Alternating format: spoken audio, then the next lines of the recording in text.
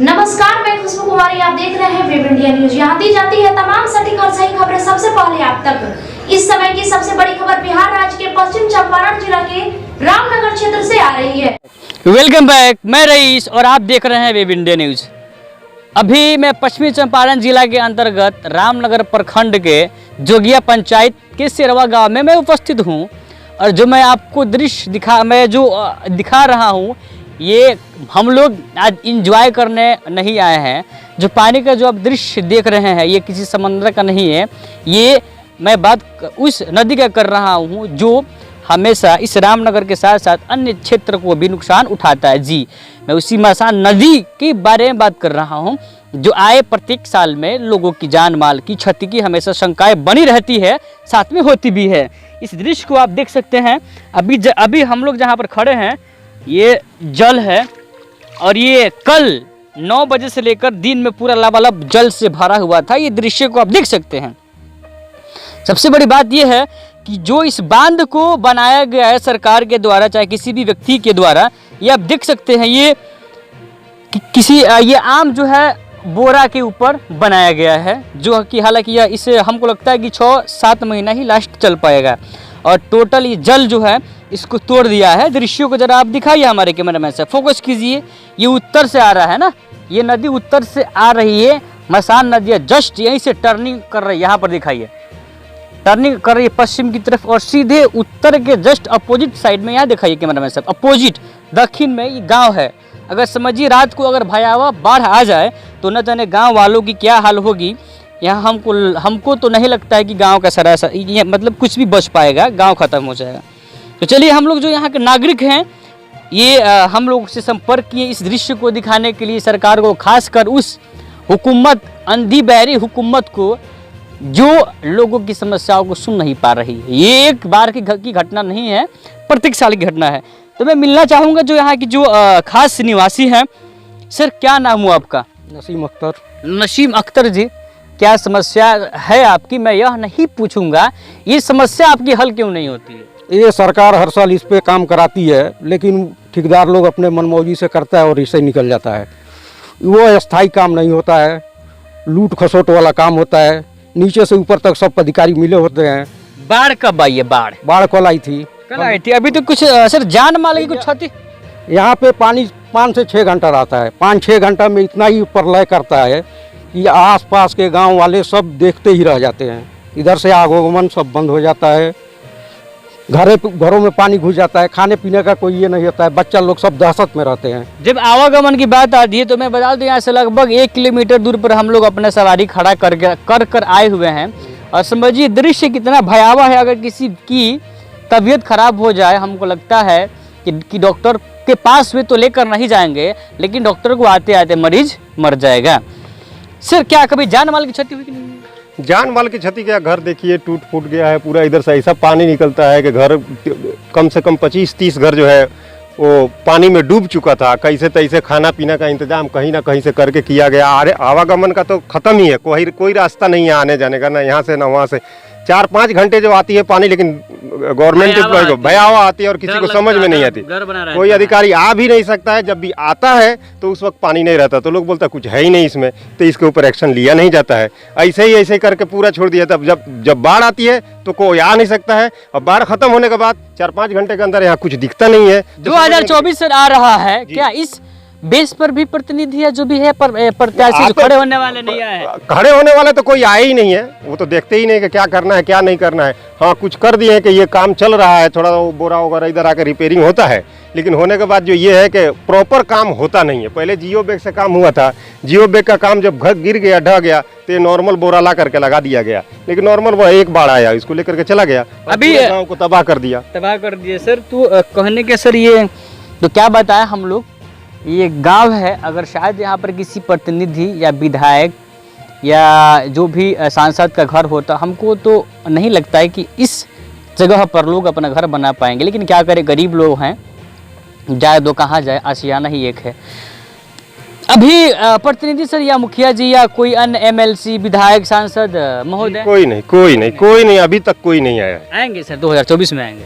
हाँ 2024 तक इलेक्शन है तो आ ही जाएंगे। इंतजार कीजिए आप। बिल्कुल आएंगे इलेक्शन सर। के टाइम में आ जाएंगे। तब तक तो सर आप लोग तब तक हम लोग तो चल गए ही हैं, हम लोग तो सोच के समझ के रखे हैं कि बस हम गए हैं, खत्म है। वोटवा कौन हम दिए थे? हाँ तो दिए थे तो क्या कर, वोट तो देना ही है ना, वो तो अपना हक है, दे रहे हैं। तो फिर आप लोग अच्छा को दीजिए ना। हाँ तो देना, अब तो वही सोच समझ के देंगे। क्या वही दिक्कत इस बात की है कि लोग उन पर विश्वास करके वोट तो दे देते हैं, सरकार उनकी बना देते हैं, चाहे पंचायत सरकार हो, चाहे जिला सरकार हो, चाहे राज्य सरकार हो, चाहे केंद्र सरकार हो, लेकिन वे वादे करके तो जाते हैं, वादे पूरे कर नहीं पाते हैं। क्या वजह है क्या नहीं, हल्का तो जेब से तो हालांकि जेब से उनका तो पैसा लगता नहीं है, अमाउंट लगता नहीं है, हम ही लोग, यही लोगों का पैसा जाता है टैक्स के रूप में और वे लोग खर्च करते हैं। लेकिन सर प्रत्येक साल यहाँ पर बाढ़ आती है, फिर ये टूट जाता है। जी जी हर साल की यही है। प्रत्येक साल फिर इसको बनाया जाता है। रिपेयर किया जाता है 3 से 4 महीने के अंदर, जितना वो लोग लूट लें उसी हिसाब से करते हैं। मैंने हम लूटी नहीं। रवो लूटे के आजादी पर सबसे ज्यादा ऊ लूटी जगह दे पर खादी बा। हम लूटी तू लूटो, इस देश में एकरे आजादी बा। चाचा आप तो बहुत ज़ईफ हो गए, बूढ़े हो गए, यदि आपकी तबीयत खराब हो जाए तब तो आपका तो यहीं पर काम यहीं समाप्त। पर मर जाएंगे। यहाँ से रास्ता कोई है नहीं तो हम जाएंगे कहाँ? कोई रास्ता नहीं है, कोई विधायक चाहे एमएलए चाहे मुखिया कोई पूछने भी नहीं आता है। बच्चे रात से भूखे मर रहे हैं, मोहल्ले से खाना बन के आया तो थोड़ा थोड़ा खाया गया, किसी तरह बच्चे के जिलाया जा रहा है। अब कोई अधिकारी या कोई यहाँ पर नहीं आया पूछने के लिए, कोई नहीं है अभी तक भी कोई नहीं आया। क्या आपको लगता है कि जिस तरह से काम हो रहा है, प्रत्येक साल इसको रिपेयर किया जा रहा है, ये रिपेयर करने के बाद ये कामयाब हो पाएगा? नहीं, ये कामयाब नहीं होगा। हम लोग तो कह रहे हैं यहाँ पर गाइड बांध गाइड बांध है, प्रॉपर सॉल्यूशन होना चाहिए, डिसलिनेशन होना चाहिए, नदी का चिराव करके इसका बराबर 2 धार बना करके ब्रिज में ला करके वो पुल में मिला दिया जाएगा तो एक सेफ हो जाएगा। अगर वो नहीं होता है तो पता नहीं, तो हर साल यही बनेगा, टूटेगा। घर चल के देखिए 30-35 घर ऐसे पानी में डूबा हुआ है, 2-3 घर तो गिर चुका है, ठीक है, गिर गया है। अभी इसका कोई प्रॉपर सॉल्यूशन है नहीं। जब तक गाइड बांध होती नहीं है, नदी को फाड़ा नहीं जाता है, चीरा नहीं जाता है, तब तक इसका प्रॉपर इंतजाम हो ही नहीं सकता है। चलिए सर, आप इस हुकूमत, गूंगी बहरी हुकूमत से क्या कहना चाहेंगे? मैं आपको बता दूं, मेरे व्यूअर्स में गूंगी बहरी सरकार इसीलिए हुकूमत कह रहा हूं, अगर बातों को सुनती तो आज ये लोग इतनी बड़ी समस्याओं को नहीं झेल पाते, इसलिए मैं गूंगी बहरी सरकार कहना मुझे मजबूरन कहना पड़ रहा है। हाँ सर, तो आप लास्टली इस गूंगी बहरी हुकूमत से क्या कहना चाहेंगे? चाहे आपका वो पंचायत सरकार हो, चाहे आपका प्रखंड सरकार हो, चाहे वो आपकी ये जिला सरकार हो, चाहे राज्य सरकार हो, चाहे केंद्र सरकार हो, क्या कहना चाहेंगे? यही कहेंगे अभी से होश में आ जाएं, नहीं तो आगे 2024 में देखा लिया जाएगा। सर मेरी राय यह है, क्यों ना बरसात के ही मौसम में इलेक्शन कराया जाए, क्या कहना चाहेंगे आप? बिल्कुल सही। अगर वैसा हो तो दूध का दूध और पानी का पानी हो जाएगा, समझ में आ जाएगा हम क्या कर रहे हैं क्या नहीं कर रहे हैं।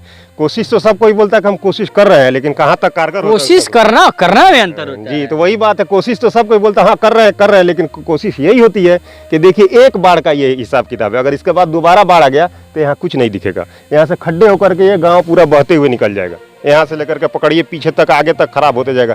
कुछ तो काम किया वहाँ जियो बैग थोड़ा सा हल्का, क्यों उसको फोर्स नहीं है, इस धार पे पूरा फोर्स है और यहाँ पे ये बैग लगाया जाए, यहाँ पे मजबूत होना चाहिए। इस हिसाब से नदी का काटा होता है, इससे निकल जाता पानी, निकल के फिर दूसरी तरफ, लेकिन है नहीं ऐसा। ये ला करके फ्लड फाइटिंग का पहले जियो बैग था, एक्चुअली इसका रिपेयरिंग जियो बैग से होना चाहिए था, लेकिन जियो बैग से नहीं करके ये फ्लड फाइटिंग वाला हल्का वाला बोरा ला कर लगा दिया, जो 10 मिनट भी ये रुका नहीं है, 10 मिनट के अंदर इसको धाराशाही कर दिया। करने के बाद अभी सर इस एक तो है जियो पैक मतलब बोरा, और दूसरा क्या है? ये फ्लड फाइटिंग वाला जो नॉर्मल फ्लड फाइटिंग मतलब बाढ़ से लड़ने वाला। ये मैं आपको ये बता दूं, ये जो फ्लड फाइटिंग वाला है बोरा, लेकिन ये फाइट करते करते खुद इसका कचूमर निकल गया है। क्या आपको लगता है कि ये बोरा फ्लड से फाइट कर पाएगा, लड़ पाएगा? और देखिए, हमको लगता है कि इस बोरा का कीमत अगर होलसेल में ले तो 3 से 4 रुपए एक बोरा आएगा। तो क्या इन लोगों का जान 3 से 4 रुपया के है बराबर? और मैं ये भी कहना चाहूँगा यहाँ से, जो हमारी ईमानदार जो सरकार है, जो वादे पर वादे करते जाते हैं कि जब अगर मैं जीत गया 5 साल या अगले चुनाव में मैं जीता तो सबसे पहले इसी कार्य को मैं करने के लिए सबसे आऊँगा। चलिए देखते हैं। एक और सर छोटी सी, ये जो पानी आ रही है, एक दूसरा अल्टरनेटिव रास्ता वहाँ से है, ठीक है, वो रास्ता बन करके 1 महीना पहले से वो ढलाई हो चुका है, लेकिन वो लोग जो भी है, मुखिया जी है या उनका जो कॉन्ट्रैक्टर लोग भी है, वो रास्ता खोल नहीं रहे हैं। अब यहाँ से देखिए कोई रास्ता नहीं है, अगर कोई मर भी गया तो ये रामनगर जाने के लिए हॉस्पिटल में कोई रास्ता नहीं है, लेकिन वो अभी तक रास्ता ब्लॉक है, वो खुला नहीं है अभी तक। वजह क्या, कुछ तो होगा ना? तो अभी वजह कोई बता नहीं रहे, बोलता है क्या है चल रहा है, नहीं हमको जब आएगा कोई आएगा जेई चेक करेगा क्या करेगा, लेकिन हम देखा है नॉर्मल। किनके अंडर से वो बन रहा है? वो मुखिया जी का नाम मनरेगा से बन रहा है। कौन मुखिया जी हैं? हमारे अफसर इमाम साहब जोगिया के हैं। जो किया गया। और ये बीडीसी कौन है? बीडीसी माध्यम से बन रहा होगा। मनरेगा है तो बीडीसी के माध्यम से शायद बन रहा होगा। मुखिया जी के फंड से बन रहा है, मतलब उनका था। उनके हिसाब से ही बन रहा है, लेकिन अभी तक रास्ता नहीं खोल रहे वो लोग। अब देखिए यहाँ से रास्ता जा सकता है कोई? यही रास्ता था पहले, इसमें चल रहा था, चलिए रास्ता बन रहा था तो बंद था, ठीक है, लेकिन रास्ता तैयार होकर 1 महीना हो गया, लेकिन अभी तक उसके बारे में कोई नहीं सोच रहा है कि खोले नहीं खोले। अगर कल आज कोई बीमार हो गया तो यहीं मर जाएगा, हॉस्पिटल नहीं जाएगा। ये मैं आपको बता दूं कि लगभग हमको लगता है कि इस यहाँ पर जो बड़ी सी आबादी है तो उसे 1% लोग आए हुए हैं अपने गम को बताने। चूँकि यह गांव है, बहुत लोग गए हैं हुए हैं अपने काम पर, महिलाएं भी हैं, लेकिन ये समझिए कि ये इनका दर्द नहीं है, ये इनका दिल का क्या बताएं, हम इसको एक्सप्लेन भी नहीं कर सकते, ऐसा है शब्द। ये प्रत्येक साल में लगभग जब भी भादों का मौसम आता है, सीज़न भादो, बरसात का दिन आता है, तब ये लोग चैन से ना सोते हैं, ना खाते हैं, ना पीते हैं। हमेशा इस बात की चिंता होती है और डर बना रहता है कहीं रात को ये बाढ़ आए और मेरी पूरी फैमिली, पूरे गांव को उठा कर लेकर कहीं और चल जाए। इस बात का हमेशा रहता है डर। क्या हम देखेंगे कि 2024 का जो लोकसभा का चुनाव होने वाला है, इसमें हमारे बड़े बड़े सांसद बनने के, सांसद रखने के दावा रखने वाले हमारे प्रतिनिधि आएंगे क्या, किस बेस पर वोट मांगेंगे। और सबसे बड़ा, चुनाव आयोग से मेरा रिक्वेस्ट है पर्सनली कि जब भी चुनाव कराए इसी सीजन में कराएं, कि जब प्रत्याशी जब फील्ड में घूमे तो देख ले कि वाकई में कि जो जीते थे 5 साल उन्होंने कौन कौन से काम किए हैं और कौन कौन से अधूरे हैं। चलिए देखेंगे कि 2024 में है कि प्यारी और भोली भाली समझदार जनता क्या बदला लेती है कि नहीं अपना, क्या सरकार चेंज करेगी नहीं। क्या अभी भी ना हमारे मुखिया जी आए? सर मुखिया जी आए थे? नहीं। एमएलसी जी नहीं, विधायक जी, कोई जनप्रतिनिधि अभी तक नहीं आया है, न ऑफिस को कोई खबर है, न कोई ऑफिस वाला भी नहीं आया है। जो पानी आता है तो जो है इस बस्ती को देख रहे हैं, इसमें जो है कितने घरों में चूल्हा तक नहीं जलता है, बच्चे बिलक कर रो करके सो जाते हैं। कहाँ है ये देश की जो है प्रशासन? बहुत दुख होता है चाचा, क्या कीजिएगा। दुख की बात है, अगर आपके साथ या कोई जो है प्रतिनिधि के साथ इस तरह का घटना घटे तो क्या वो चैन से रहेगा? नहीं रहेगा। बात ये है कि प्रतिनिधि का कोई घर इसके साइड में थोड़ी है। दिक्कत तो वही है ना, लगता कम से कम जानता कि जो है दुख दर्द में पहुंचना चाहिए। जब कि तक नहीं पहुंचना मैं चाहिए। आपको बता दूं, यदि आपका गांव का विकास करना है तो जब तक आप अपने गांव का व्यक्ति को नहीं जिताइएगा तब तक वो काम नहीं करेगा। कभी मुखिया जी आपके गांव से बन थे लोग? नहीं बने थे। जब मुखिया जी घर इसके पास में होगा ना तब आएगा मजा। जब लगेगा हाँ कि मेरा भी है घर इसके पास में, तो फिर बाढ़ आएगी तो मुझे भी होगी क्षति और नुकसान। चलिए ये दृश्य में आप देखिए पहले तमाम के तमाम लोगों की जिंदगी। अभी ये लोग यहाँ पर खड़े हैं, कल क्या हो क्या ना हो ईश्वर तो ना करे, हो सकता है कि कहीं भयावह बाढ़ आए और तमाम के तमाम जनसंख्या को लेकर कहीं और चली जाए। तो मैं इससे पहले रिक्वेस्ट करना चाहूँगा कि यहाँ पर एक टर्निंग पॉइंट है, पूरा फोर्स जल का यहीं पर आता है, आप कम से कम यहाँ पर मजबूत कीजिए। जैसे जो रामनगर से जो त्रिवेणी कनाल है, जो जातीय सड़क मसान नदी पर पुल बना हुआ है फुलवरिया के पास में, उसके आगे बांध मजबूत बनाया गया है, वैसे ही यहाँ पर भी मजबूत बांध बनाया जाए जिससे लोगों की जान माल की क्षति हो जाए। अभी चलिए हम यहाँ के जो वार्ड साहब हैं जहाँ पर बाढ़ आई थी, हालांकि पहले हम लोग अभी जस्ट आप खबर में देखे हैं पीछे, ये अब यहाँ के वार्ड साहब से हम लोग जानेंगे, जानकारी लेंगे इनके वार्ड की क्या स्थिति है। पहले मैं आपको इनकी दृश्यों को दिखाऊंगा। सर जरा दिखाइए हम सर को। पैर में चप्पल नहीं है, कीचड़ वगैरह लगे हैं, लुंगी है, टी शर्ट, हाथ में पेपर मोबाइल रखे हुए हैं और ये अपना पूरा टाइम इसी में लगा रहे हैं और देख रहे हैं कहाँ पर क्या हुआ, कहाँ पर क्या नहीं हुआ, कहाँ पर किस चीज़ की आवश्यकता है।